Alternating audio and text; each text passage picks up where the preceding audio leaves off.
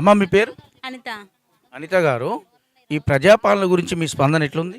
మాకు ఇల్లు పెట్టుకున్నాం, ఇందిరమ్మ ఇల్లు. మా పేరు ఇందిరమ్మ ఇల్లు. అలా ఇక్కడ ప్రజాపాలన దరఖాస్తు చేసుకున్నాము. అందులో మాకు ఇక్కడ దరఖాస్తు చేసుకున్న కాడ ఆన్లైన్లో దాంట్లో రాసిచ్చిల్లు. ఆన్లైన్లో కొడితే నా పేరు రావట్లేదు, నో అని పడ్డది ఇందిరమ్మ ఇల్లు కాడ. మళ్ళీ కరెంటు కూడా నా పేరు మీద రావట్లేదు. మున్సిపాలిటీకి పోయి అడిగినాము, కమిషనర్ని అడిగితే కమిషనర్ సార్ అన్నాడు కదా అమ్మ నువ్వు ఇల్లుకు పెట్టుకున్నావు అసలు అని అడిగిండు. మాకు పెట్టుకొని మాకు స్లిప్ పెట్టొచ్చింది సార్ అని మేము అడిగినాము. అడిగితే మళ్ళీ పెట్టుకోండి అమ్మ, ఆన్లైన్లో బంద్ ఉన్నది, నీ పేరు నో అని పడ్డది నీ పేరు అని అన్నారు.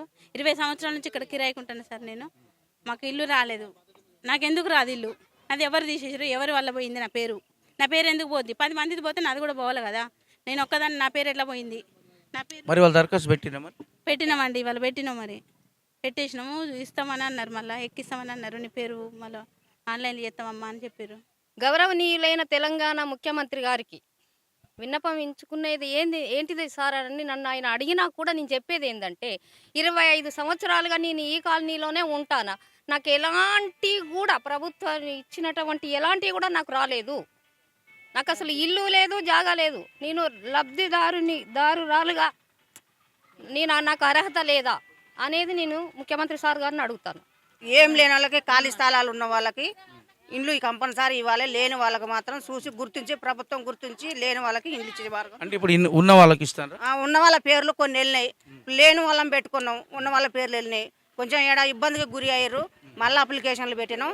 వాళ్ళు గుర్తించి, ప్రభుత్వం గుర్తించి పేదవాళ్ళకి ఇల్లు, లేని వాళ్ళకి ప్రతి ఒక్కరికి ఇల్లు ఇవ్వాలని కోరుకుంటున్నాం.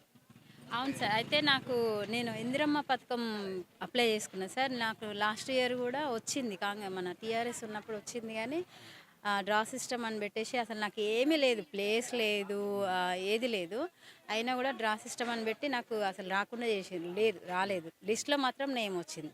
కనీసం ఇప్పుడైనా ఇస్తారని చెప్పేసి నేను కోరుకుంటున్నాను సార్. దరఖాస్తు పెట్టినా సార్, లిస్ట్లో నేమ్ కూడా వచ్చింది. కానీ వస్తుందన్న నమ్మకం అయితే ఉంది సార్. ఈసారి ఇవ్వకపోతే మాత్రం నేను ధర్నా చేయాల్సి వస్తుంది సార్. ఖచ్చితంగా చేస్తా సార్, ఖచ్చితంగా చేస్తాను. నేను ఇస్తారనే నమ్మకం అయితే ఉంది సార్. చూస్తాను, నేను వెయిట్ చేసిన తర్వాత సబ్మిట్ చేస్తారు కదా, అప్పుడు రాకపోతే చూస్తా.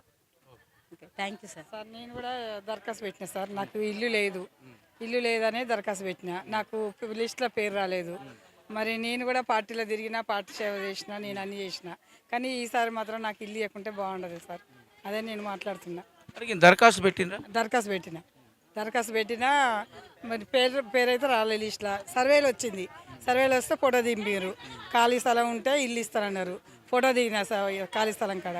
కానీ ఇప్పుడు పేరు రాలేదు సార్ నాకు. మళ్ళీ దరఖాస్తు కూడా పెట్టిన.